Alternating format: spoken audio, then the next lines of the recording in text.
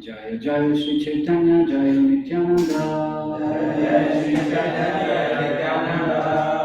Jaya Dvaita Chandra Jaya Gaura Bhakta Vrinda. Jaya Jaya Shri Chaitanya Jaya Nityananda. Jaya Dvaita Chandra Jaya Gaura Bhakta Vrinda. Jaya Jaya Shri Chaitanya Jaya Nityananda.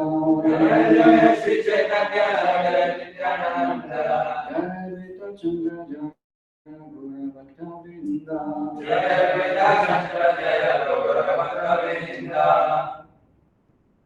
Okay, so this is exactly the verse that we are supposed to read today.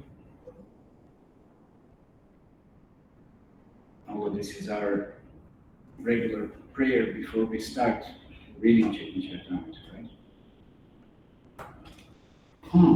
Really, we did text number 1? I remember the discussion on the summary, but not the text 1. Where is our Krishna? If we cover the text 1, Sri Chaitanya Prasadena Tadrupasya Vinirnayam Alopiku Rute Shastram Lishtva Rajavilasina. Yeah, we did that. Now I remember.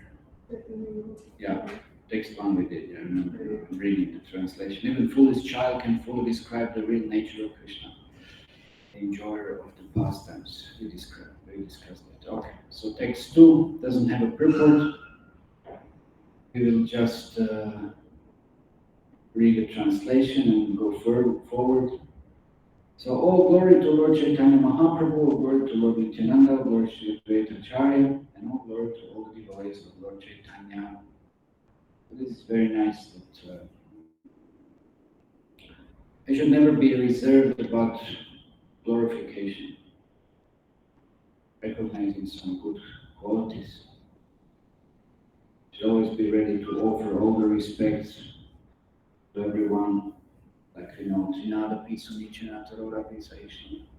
That's not easy. That's something that we have to emphasize. It's something that we have to practice.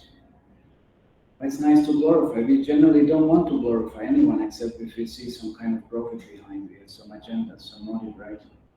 And then that's not called glorification. That's called flattery. That's disgusting, actually, from a spiritual point of view. Very abominable. Very duplicitous. Just like this whole age of Kali, that's its quality. Hypocrisy, right? Duplicitousness. And it all ends up in quarrel, of course, because it's not sincere. It becomes revealed and obvious after some time. But to sincerely glorify, to appreciate someone's endeavor, someone's good fortune, someone's good qualities, that's a natural position of a devotee. It's a natural position for Vaishnavas. So definitely we have to then glorify Krishna. We cannot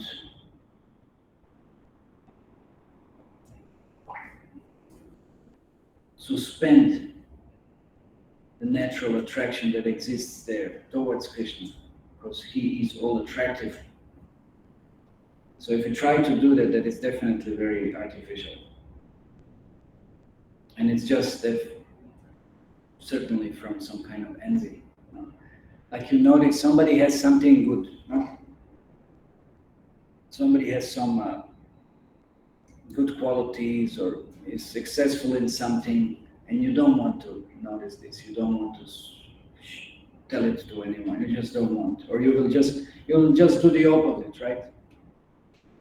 That's most often what happens. You just do the opposite. You say, no way, it's not, or maybe it might be good at something just because of this, but he's not really, she's not really, or this and that, whatever it is. Always find some fault, something negative.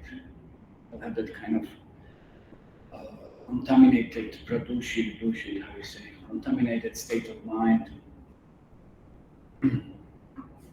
So, in order to purify that, then what we have to do, we just have to glorify. I mean, it's like How do we get rid of such kind of contamination, that kind of binding? How do we get rid of that? How do we get rid of offenses that we commit towards someone? Who knows? How do we overcome? Wait a second. How do we overcome that? What are we supposed to do? How can we overcome this really, really sincere obstacles in life that we can't appreciate someone? And instead of appreciation, which that person might deserve naturally, we actually find a fault which is not there. That's even the best thing. We find fault where it doesn't exist. And we will magnify that or whatever. That's our tendency in this material world. So how do we overcome? Because that's a serious flaw. That's a serious anartha. Artha and anartha. That's a serious problem. And that's what binds us to this material world. Because then we want to be glorified. Just see, we are not ready to glorify someone, but instead, we'll remove someone and then put ourselves in place, and we'll find the fault just for us to appear far better than anybody else. That's a very serious flaw. It's a very, very serious disease of this material existence that we have. And if we cultivate that, then we'll never become liberated. We'll never come out of it. Just sink deeper and deeper and deeper, like Krishna says. Those living beings are so envious, they just cast them down in the lower and lower species of life. Not a good idea. What's the process? What's the way? What do you think? You have to think a little bit. I'm sure you all have heard to some extent what should be done. What's our process? Chanting, okay. Taking shelter of the holy name. But sometimes we can't chant even. Sometimes mind is so crazy that we can't even focus. We can't hear that chanting. We get so disturbed. We start thinking about so many things. We get so distracted. We can't even chant. It's not easy to chant. It's easy. It's the easiest method ever in this age of Kali. It's easiest, but it's not easy. It is very difficult because we are so unfortunate. We're so contaminated. So we may try to chant, but it will be, as I said, easy. It will be difficult. So then what else we can do? What else can we do? Remind ourselves that we are part and parcel of Krishna and that whatever good fortune we have. How do we remind ourselves? That's also not easy. Okay. If one has committed some offenses towards it, so devotee should apologize sincerely. That would overcome the obstacles in the process. Yeah, but what if that person now doesn't want to accept the apology? What do you do then? Then you're in trouble. By surrender. By serving. Serving what? Glorify. Glorify. That would seem like some flattery or something. The person will think, you want to exploit him or something. Okay, it's by service. It's by service. But most likely it might not happen directly.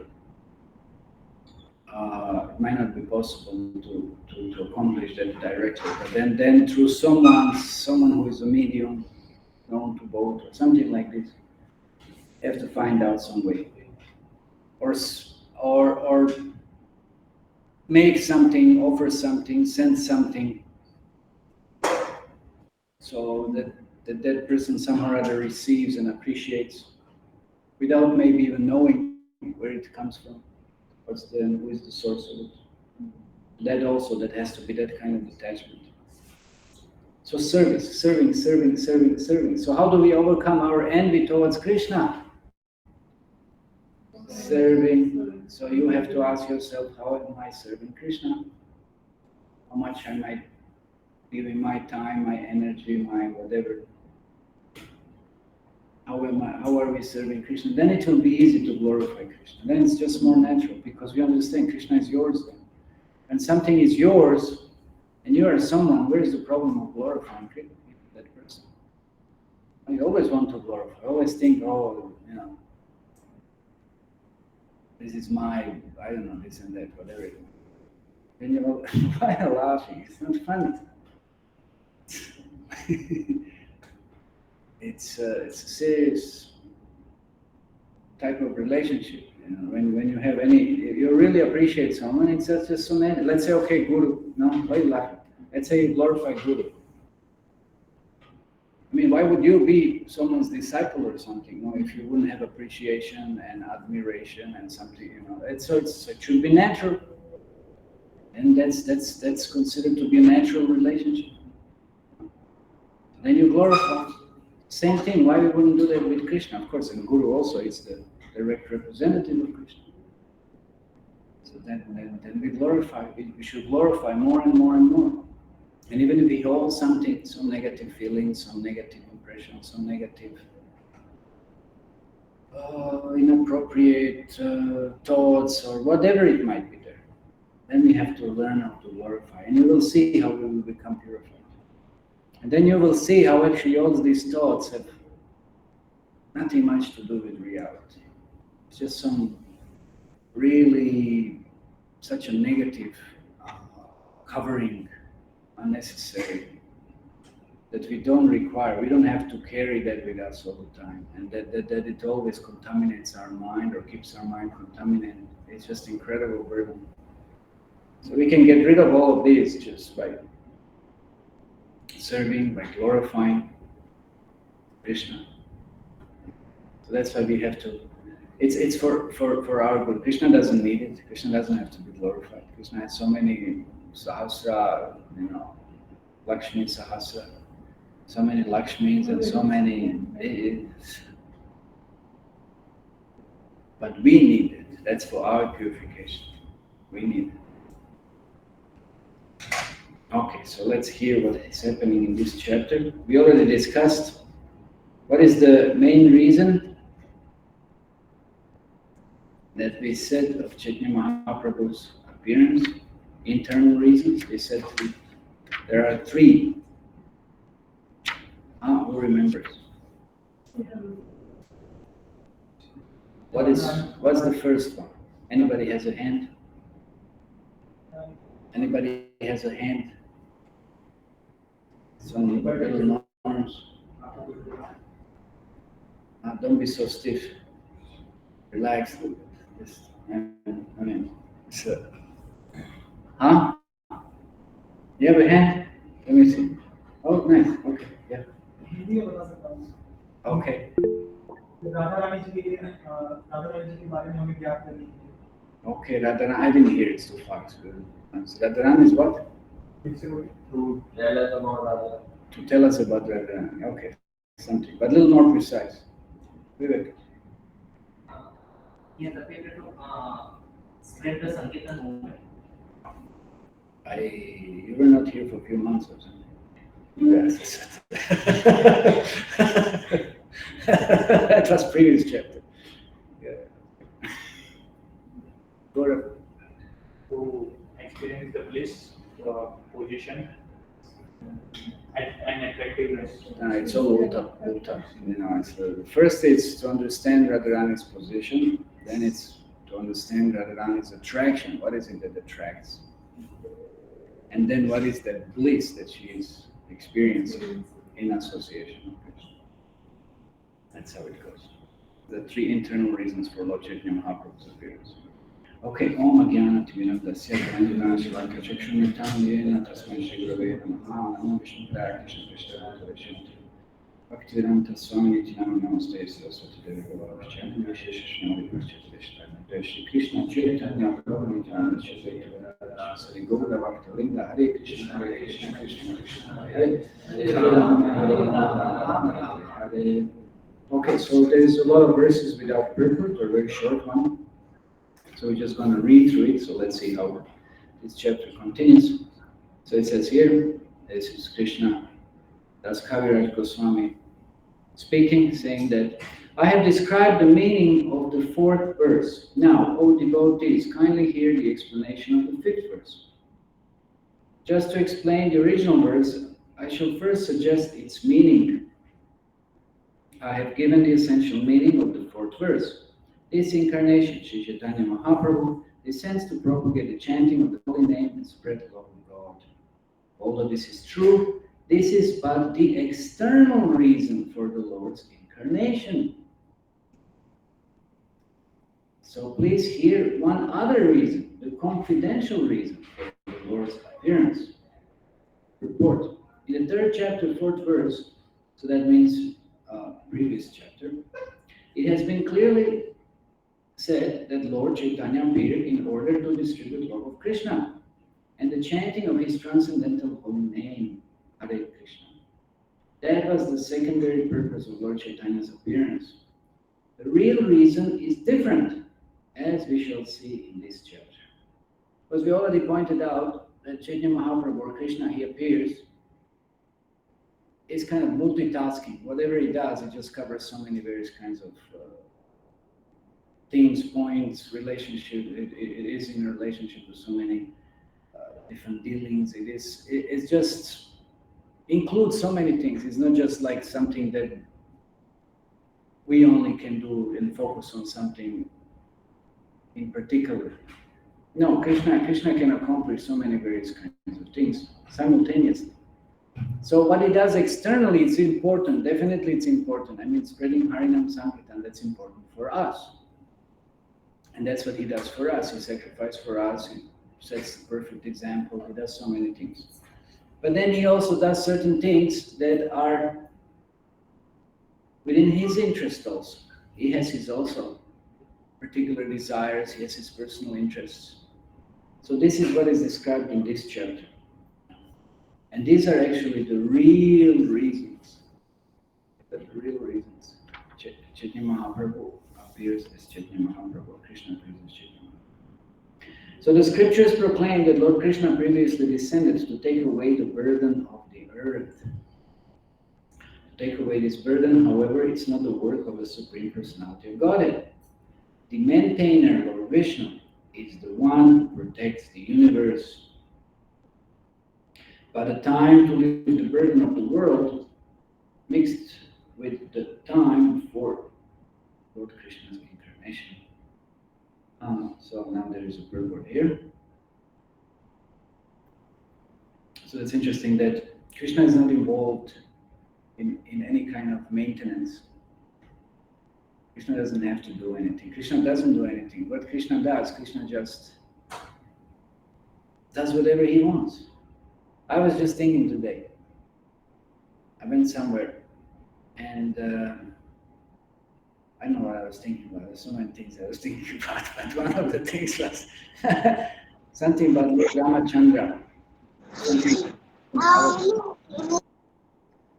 Jai Haribol. Something about avatars, and then Lord Ramachandra, definitely it's unique. It's more prominent and attractive than any Vishnu category. So Vishnu expansions come afterwards. But I was also contemplating that Lord Rama, sometimes he's a little bit stiff. Just a little bit too rigid in some ways and terms, and it's predictable. So that kind of tends to be, for some people like that, they find some security, everything is clear, everything is orderly, everything is disciplined, everything is known, like this, predictable. But that doesn't make things so exciting, If everything is like as it should be, and then how is that? That's sounds a little boring. At least to me, I was contemplating like that. Sounds a little boring. And but you see, Krishna is not like this. Krishna is completely different. That's why it said Krishna is a little bit crooked, He's Tribanga Lalita, he's bent, he's not like Lord Ram, it's like this. Krishna is like this. And you can't predict. Krishna can act, Krishna can twist, Krishna can He will do so many things that they're not supposed to be done. Now, he'll break the pots, he'll be naughty, he'll speak lies, he'll do so many things. You're not expecting Bhagavan to do that stuff. But he'll do whatever, and you can't frame him, you can't fit him in anything. He's Bhagavan, he can do whatever he wants.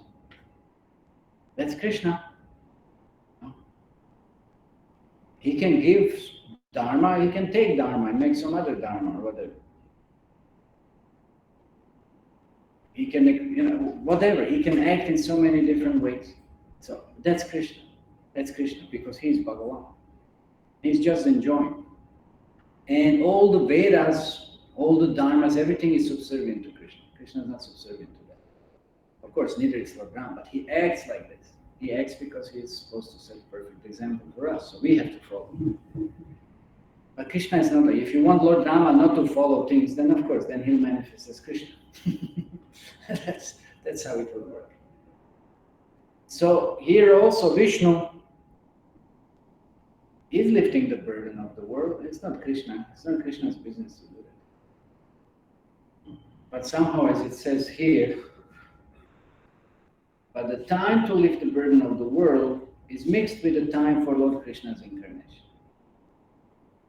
So it kind of coincided.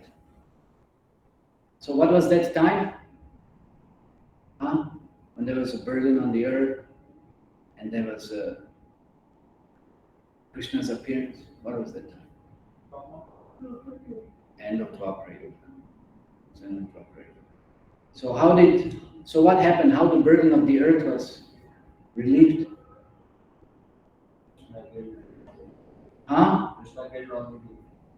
Krishna killed all the demons.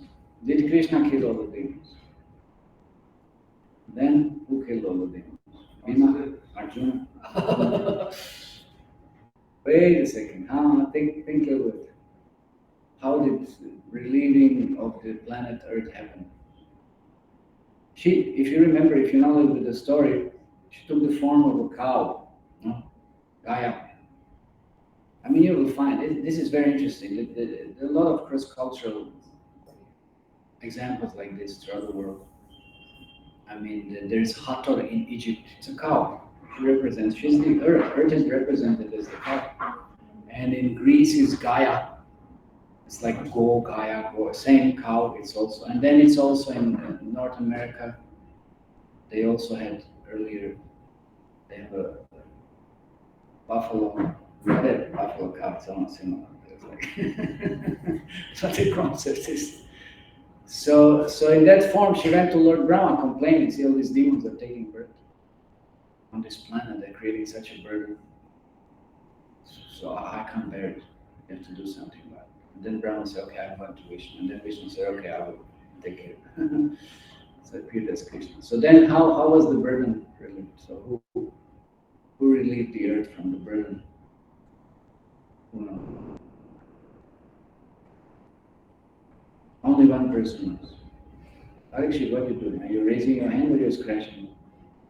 Or something else is going on? Is drama ready for something? Yeah? Yes. Okay. So, what's the answer? Who relieved the planet, Earth? Okay, Gaurav, enlighten everyone. Vasudeva Krishna. Was Vasudeva Krishna. Okay. So Vasudeva Krishna and Raja Krishna, it is and it's not the same person. I mean, it is the same person, but it's not the same person. it's a Vasudeva Krishna. It's Krishna, but it's just acting in a different way. It's a little bit different manifestation, different purpose. Raja Krishna never kills any demon. Every time any demon is killed, even in Raja, he takes the form of Vasudeva Krishna. Vasudeva Krishna goes to Kurukshetra, not Raja Krishna. Raja Krishna is always Raja. He never comes out of Vrindavan. It's always in Vrindavan. So he's not involved in that. So he always, what he does in Vrindavan, he just plays, enjoys. when there's any work to be done, well, then that's Vasudeva Krishna or Vishnu. Vishnu does it. So it's a different manifestation. Okay, so in the purport, Prabhupada says that we have information from Bhagavad Gita that the Lord appears at particular intervals just to just a time-worn spiritual culture, so that we know his famous verses, Yada Yada Hi Dharmasya Paritanaya Sadhana. So Krishna comes in scheduled incarnations. So they're scheduled, they're not whimsical or something, they're scheduled. And here he adjusts the Dharma or resets the Dharma. If it's somehow or other affected, it doesn't function anymore. I mean, we see it's not easy. We see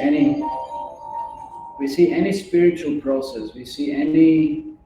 I mean, why spiritual process? We see anything. You see any establishment. How long can it last? It doesn't last forever. Breaks down. No. We see any empire. How long does it last? It doesn't last for long. Breaks down. So everything is influenced by the time, and there is some kind of degradation that happens. And then to restore it again, well, Krishna has to do something. Has to reestablish the essential principles, so that some dharma can be there, that people can become purified and develop some love of God.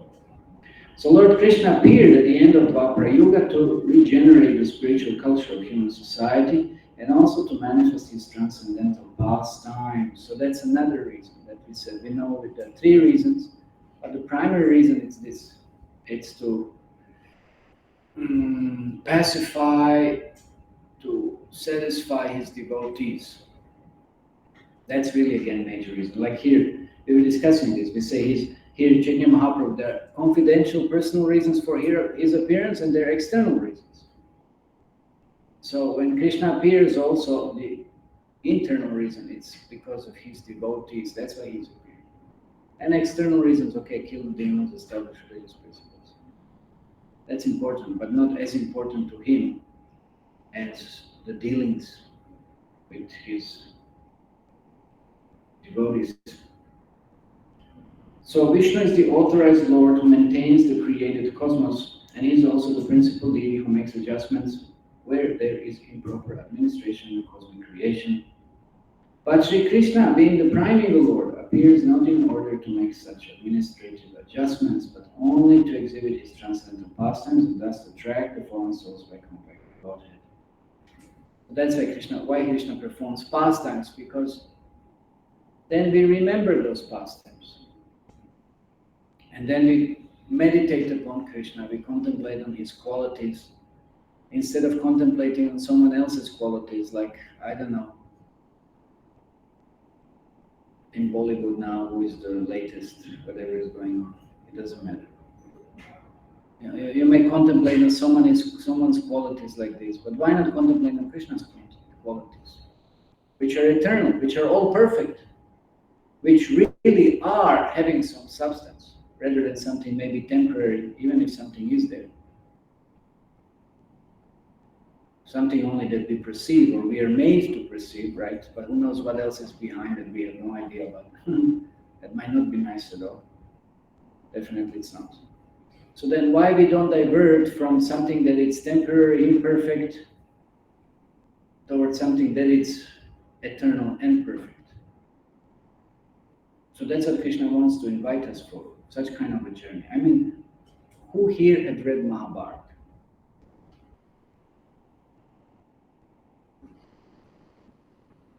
See? Nobody.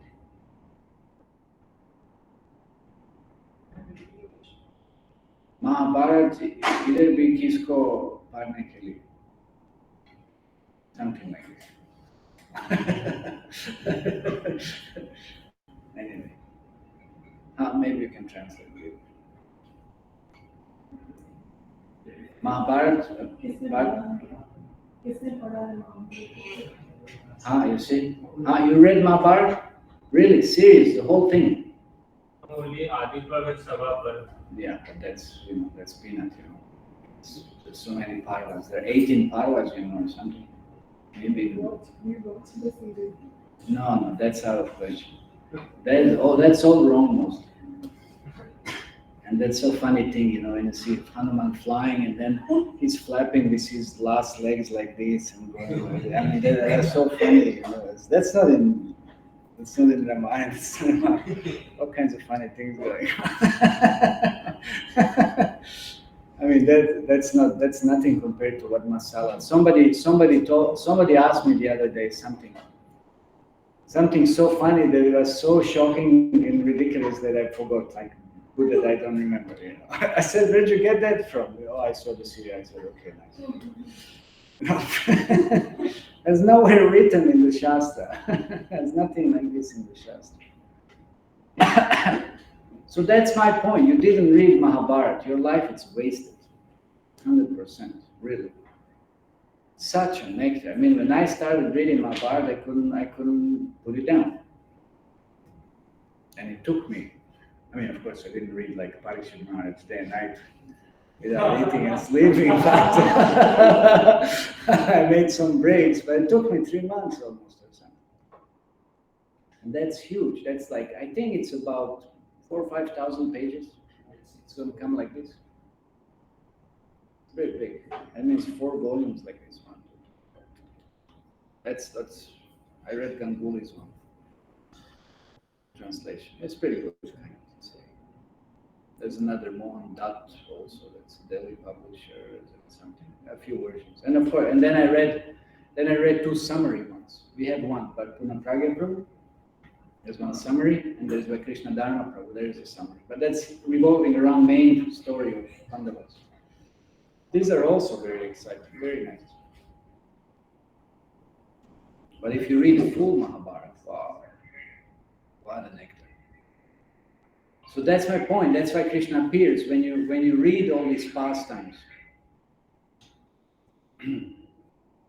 When you read all these pastimes, then you become so attracted. How wonderful that is! What an amazing! I mean, everything is there in drama and action and romance and I don't know, dharma and all kinds of things. It's amazing. It's just amazing. Amazing pastimes, instructive stories. Anyway, it's just you have to read Mahabharata. Even if you didn't read Srimad Bhagavatam, you have to read Mahabharata. Of course, Ramayana may be somebody, but Mahabharata, I don't know, Mahabharata is just, it's really amazing. Mahabharata is really amazing. So that's why Krishna appears. Otherwise, how are you going to get attracted? You may say, okay, I'm reading Krishna book. That's nice. Anybody who's reading Krishna book, that's also nice. But if you read Mahabharata, then you will understand also much more about Krishna. You'll appreciate much more about Krishna. Like, definitely if you read Mahabharata, then you will understand the setting of all what was going on between Kauravas and Pandavas and the whole history. Then you will understand Gita even better. What's going on in Gita. So in any case, you have to read Mahabharata. So that's why Krishna comes, So he's manifesting his transcendental pastimes, and that's recorded in Shastras. So Vishnu is authorized Lord who maintains the created cosmos, and he's also the principal deity who makes adjustments when there is improper administration in the cosmic creation. So that always happens. We know demons and demigods, they always keep on fighting, pulling and pushing each other. There's always some kind of imbalance for various reasons. Sometimes demigods have to become purified, so they become arrogant, proud. That's also not good. In spite of their service, whatever it is. So demons take over. But demons also perform different yagyas, follow the Shastra, although not for pleasure of Krishna, but they get some powers. So then there is some strife that happens. But Sri Krishna, the primary Lord, appears not in order to make such administrative adjustments, but only to exhibit his transcendental pastimes and thus attract the fallen souls back to Godhead. However, the time for administrative rectification and the time for the Lord Krishna's appearance coincided at the end of the last Dwapara Yuga. Therefore, when Shri Krishna appeared, Vishnu, the Lord of maintenance, merged with him, because all the plenary portions and parts of the Absolute Personality of God had merged with him during his appearance. There's some story, somebody went to Vaikuntha and couldn't find Vishnu. Yeah, how is that possible? Where is Vishnu? Where is Vishnu? You go and search, inquire, and nobody could find. They were all searching. Where's Vishnu? I say, oh, now Vishnu's gone down there. He's playing some bastards. He couldn't find him. Anyway.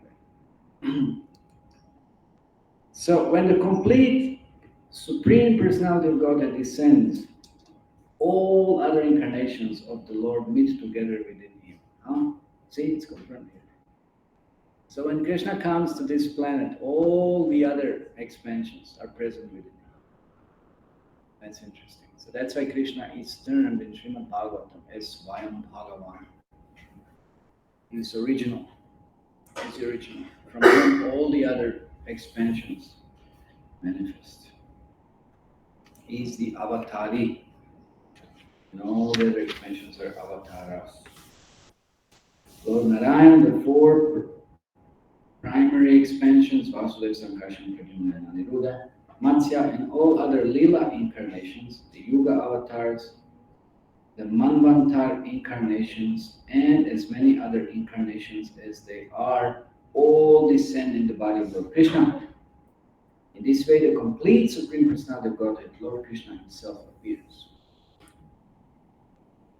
At that time, therefore, Lord Vishnu is present in the body of Lord Krishna, and Lord Krishna kills the demons through him.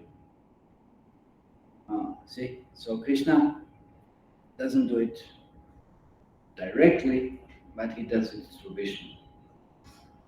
Thus, the killing of the demons is but secondary work. I shall now speak of the main reason for the Lord's incarnation. Okay, so this is what we want to hear, or at least what is the subject of this chapter. Okay, so this is the text now. The Lord's desire to appear was born from two reasons. The Lord wanted to taste the sweet essence of the mellows of love of God, and he wanted to propagate devotional service in this world on the platform of spontaneous attraction. Thus he is known as supremely jubilant and as the most merciful of all. Wow. Okay, so two reasons. Krishna wanted to taste sweet essence of mellows of love of God. That is very interesting. How before becoming initiated, Lord Chaitanya would never serve anyone. He would never. He would perform all kinds of different pastimes, playing tricks and all kinds of things. And he would be very arrogant also. He would just enjoy defeating others, ridiculing others. Because nobody could defeat him. He was such a perfect scholar in Nyaya. And he would never serve anyone. And then when he become initiated, because this is what the point is, what initiation means. When one becomes initiated, initiation means from this day, I just serve everybody. And that's what he demonstrated. He was just serving, he was just sacrificing everything just to serve others. He would just provide them with whatever they wanted. There was one place in Navadvip Mandal, in Navadvip Parikram Mandal. There's a place, all of his devotees, they were all like 200 of them. What they were doing with Chaitanya Mahaprabhu. What did devotees do? Any idea? What did devotees do? Raise your hand. What did they do? Chaitanya Mahaprabhu and devotees. They went swimming. What did they do? Huh? They were plowing the field or something. What were they doing? Why are you laughing now?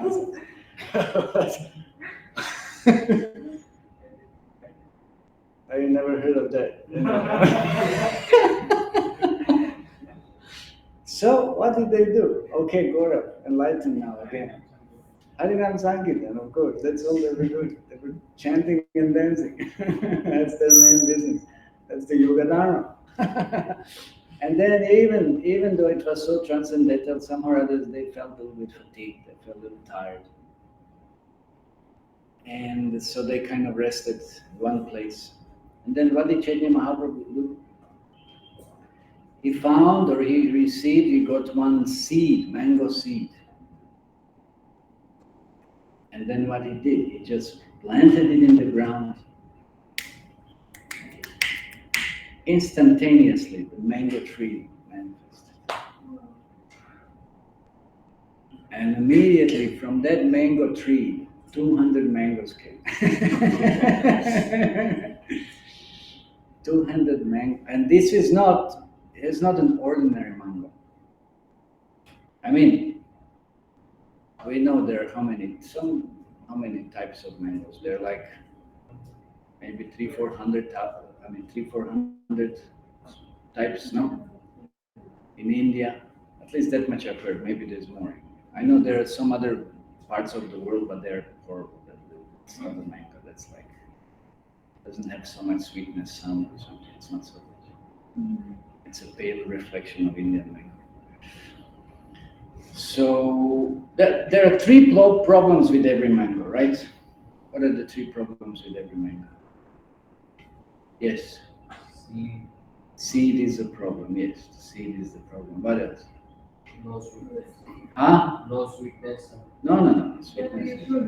Huh? No, that's okay. Skin. You have to peel it, no? You have to peel it. How do you say in Hindi? I forget. I just said it. Chilka, yeah.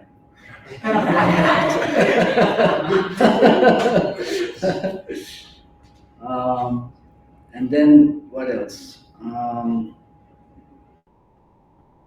I get a little tired now. I had a little busy day. There's one more thing. Anyway, but these are major things. At least these two. That's with the mango. Oh yeah, another thing is that one is not enough. At least that's the problem.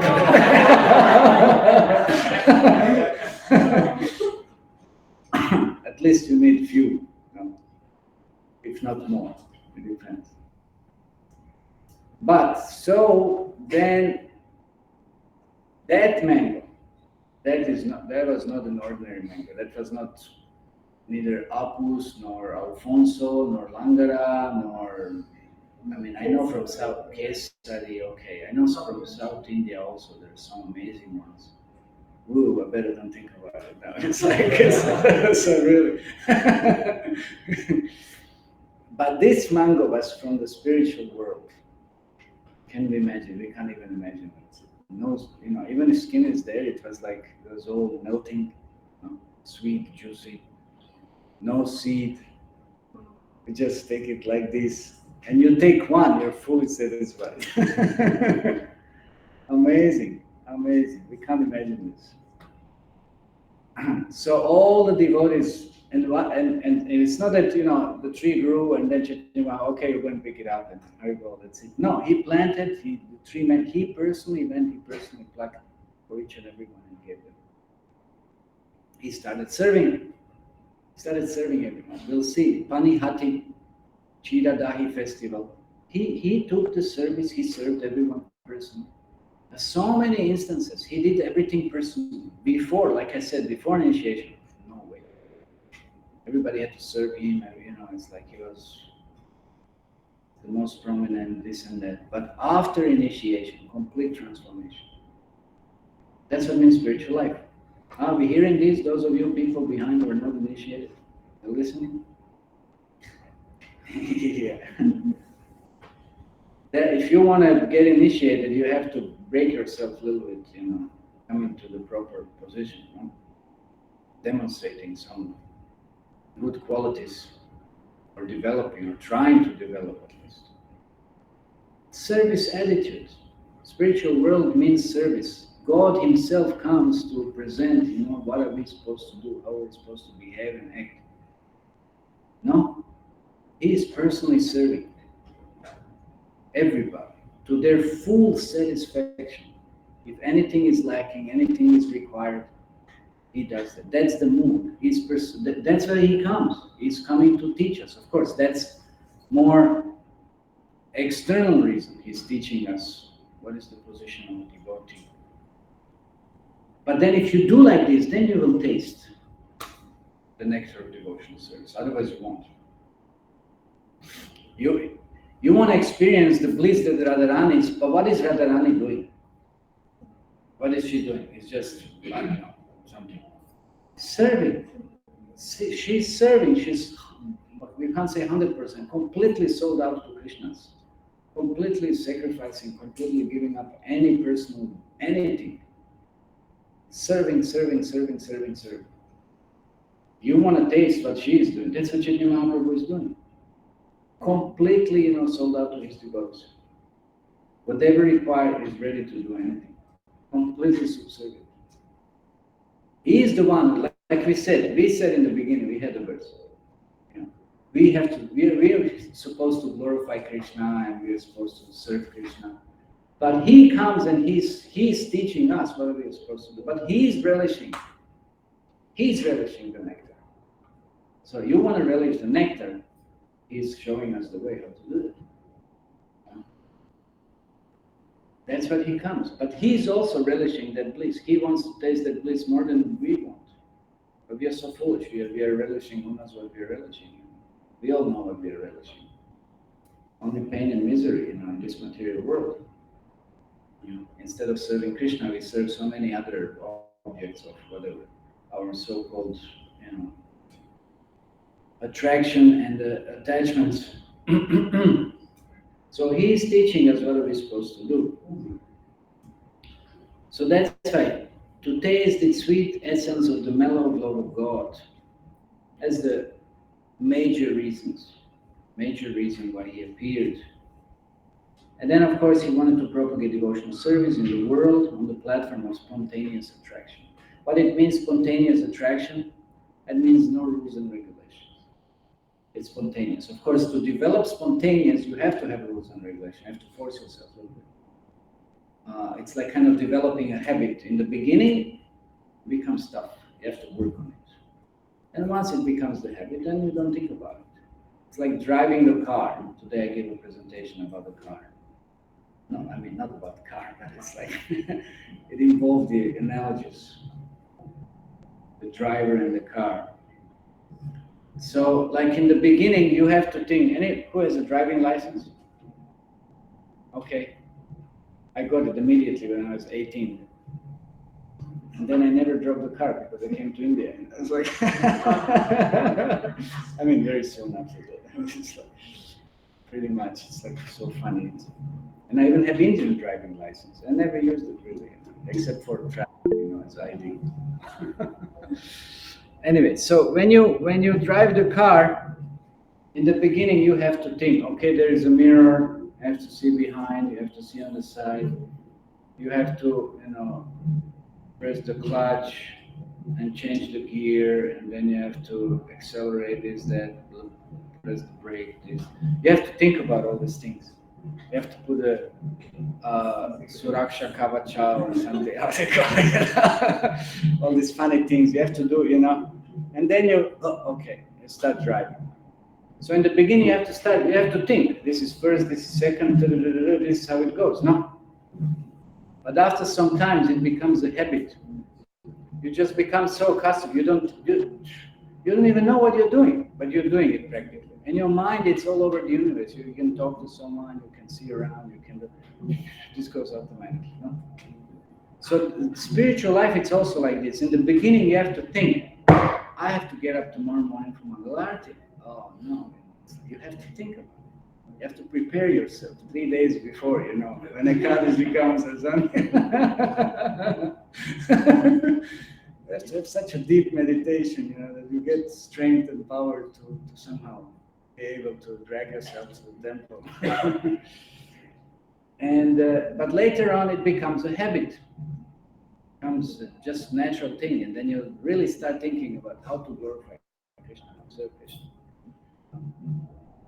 So then this Vaidhi Bhakti, it's not spontaneous, but in the beginning it is a little forceful. We need some force, we need some push, we need some encouragement. But later on it becomes spontaneous. So that's why he came, Chaitanya Mahaprabhu, to propagate this devotional service on spontaneous attraction. Thus he is known as supremely jubilant and as the most merciful of all. So he's jubilant because he's tasting bliss, and he's the most merciful of all. See, these two reasons, these are also two reasons. He's the merciful of all because he gave us what? He gave us this process through which we can develop this spontaneous attraction towards Krishna. Okay, our time is running. Let's quickly read the purport. So Prabhupada says, during the period of Lord Krishna's appearance, the killing of asuras or non-believers such as Kamsa and Jarasandha was done by Vishnu, who was within the person of Sri Krishna. Such apparent killing by Lord Sri Krishna took place as a matter of course and was an incidental activity for him. But the real purpose of Lord Krishna's appearance was to stage a dramatic performance of his transcendental pastimes at Brajabhumi, thus exhibiting the highest limit of transcendental mellow in the exchanges of reciprocal love between the living entity and the Supreme Lord. Okay, so the real purpose of the Krishna appearance was to stage a dramatic performance of his transcendental pastimes at Brajabhumi, thus exhibiting the highest limit of transcendental mellow in the exchanges of reciprocal love between the living entity and the Supreme Lord. These reciprocal exchanges of mellows are called raga, bhakti, or devotional service to the Lord in transcendental rapture. Lord Shri Krishna wants to make known to all the conditioned souls. Listen carefully. See, Krishna wants to make known to all conditioned souls and all conditioned souls that he's more attracted by raga bhakti than vidhi bhakti. So he's more attracted by, not when we are struggling and doing things in a mechanical manner, but with proper consciousness and with affection and attraction, spontaneously. Big difference. Or devotional service under scheduled regulations. So why did scheduled regulation? What happens if you're attached to rules and regulations? You will find people who are attached to rules and regulations. Anytime, not people, I said devotees. You're attached to rules and regulations. This has to be like this and like that. I spoke about this in the beginning. Think about it a little bit. A little bit, I touched upon it. What was I speaking about in the beginning of this class? Think. And then what happens to such people? What do you think? Such devotees. If you're attached to certain rules, principles, process, what happens then? You're doing your bhakti, no problem. You're worshiping Krishna. That's all bhakti. There's no issue about it. But if you're attached to certain ways of doing it, then what happens then? Okay, Sumit. So when you land up to Vaikuntha's planets, or maybe like you said, Lord Rama. See, now I said something. Okay. Bora. You told that we glorify someone with profit motive, then that is rules and regulations. No, that's okay. I was talking about Lord Ramachandra. Lord Ramachandra. That's okay also. I mentioned Lord Ramachandra is a little bit more stiff and like this, so that's okay. But actually, it said we end up in Vaikuntha. Because we are attached to rules and regulations. They're given by Krishna or Vishnu, but that's okay. But we said with Krishna, it's not certain. You can't be attached. It has to be like this or like that. Krishna may do it the other way around. And Krishna may like it the other way around. Like we know the stories, Sanatana Goswami, he approached one elderly lady, and Krishna was playing with her son. And what was she doing? She would get up in the morning, and without taking bath, she would start cooking. And then she had this Neem Dhatu and she used it for steering also, And Sanatana said, what are you doing? And you're feeding Krishna with this. And then he said, this is what you have to do from tomorrow morning, that you have to take bath, this, don't again brush teeth and do, it's separate. And then it was taking a long time, and then Krishna was very upset, started crying, and that other boy was crying, and then Sanatana Goswami said, what is going on now, you see? And they, Kitra is late, we are hungry. And then Krishna said, no, this is not going to work. And then from next day again, all the thing happened like before. Because Krishna wanted to take a certain bhav, certain love, certain mellow. It doesn't matter these rules and that rules and this regulation. For Krishna, that doesn't matter. That's not what he's tasting. He's tasting bhava. Anyway, so there was a nice story like this. I forgot the details, but something like that was going on. But the essence is Krishna was tasting bhava. It's not attached to rules, regulations, principles, this and that. No, that's Krishna. But if you're attached, it has to be like this, like that, then you end up in Vaikuntha. You don't go to Krishna, because with Krishna everything is uncertain. Nothing is fixed. You can't predict. You don't know what will happen. So if you want that kind of excitement, well, that's what Krishna is for. You never know what will happen. Okay, let me finish. This just one more, 2-3 more sentences.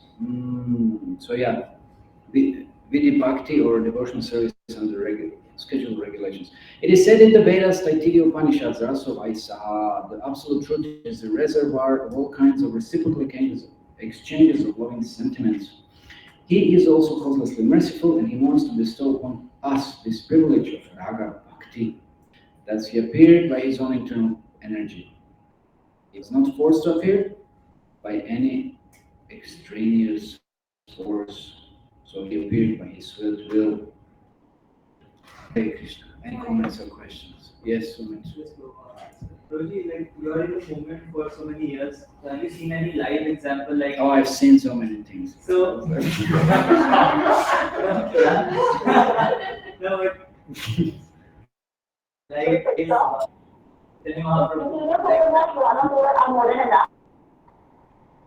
What? That big change, that quantum leap, that big change, sudden change after initiation, he started serving. Okay. So before he was not so. So what was I So have you seen that? see? Have you seen that kind of quantum leap change like in someone's life? Yeah, I've seen, but it didn't last long. Huh?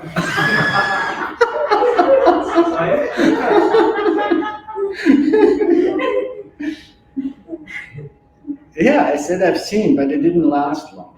Okay. Yeah. Now don't ask me why. I'll tell you.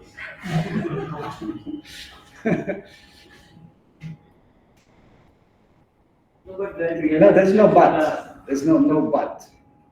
Huh? That realization should last, like if someone has. Well, it should last. It's not that it should. Sometimes it lasts, mostly it doesn't. Spiritual life, it's not like, it's very dynamic. Any energy, it goes like this. So many things.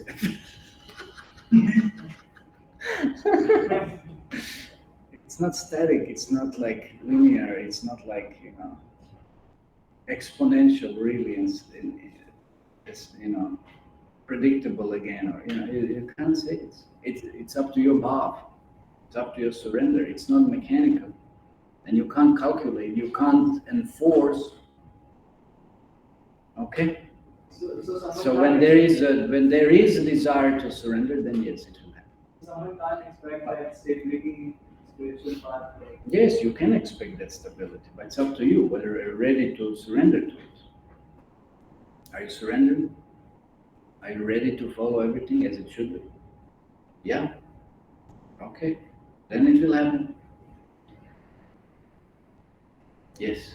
So what is the difference between those devotees who serve out of duty and those who serve out of love?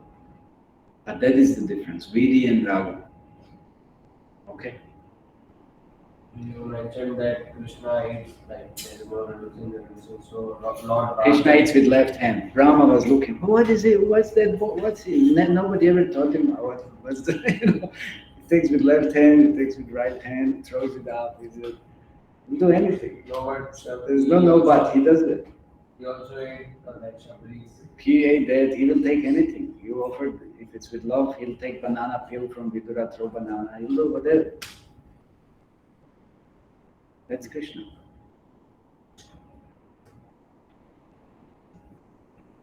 Rama may also do something like this. It's with love. Yes?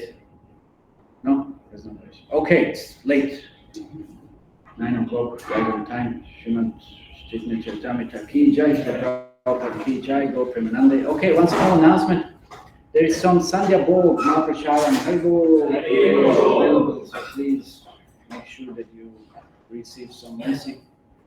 Sponsored by Van Mataji. What? Risha? Yes, Dr. Risha. What? Okay. So let us all chant for very spiritual advancement once Hare Krishna mantra. Hare Krishna, Krishna Krishna, Hare Hare, Hare Rama, Rama, Hare Krishna, Prabhuji. Thank you very much. Yes, Prabhuji. Thank you very much. Bro.